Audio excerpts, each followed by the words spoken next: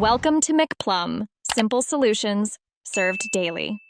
You start now by power cycling both devices. Hold sync and home on the controller for 10 seconds to reset the connection. Once done, make sure the switch system firmware and controller firmware are current by navigating to Controllers and Sensors and selecting Update.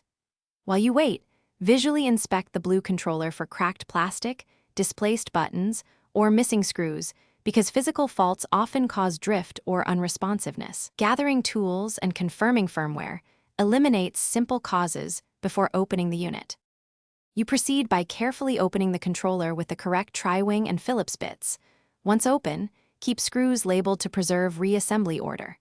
Next, inspect the battery connector, ribbon cables, and joystick solder points for loose contacts or corrosion, because intermittent connections are a common culprit. If you find grime, clean electrical contacts with 90% isopropyl and compressed air. Use minimal liquid and let parts dry completely. Then reseat connectors and test the controller before replacing the shell to verify the issue is resolved. You finish by replacing any suspect components such as the joystick module or flex cable with OEM parts if drift or dead zones remain, since replacements are often the permanent fix.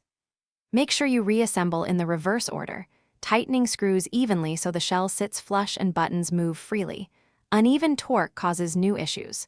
If problems continue, troubleshoot by pairing the controller via wired USB and test it on another switch or a PC to isolate whether the controller or console is at fault.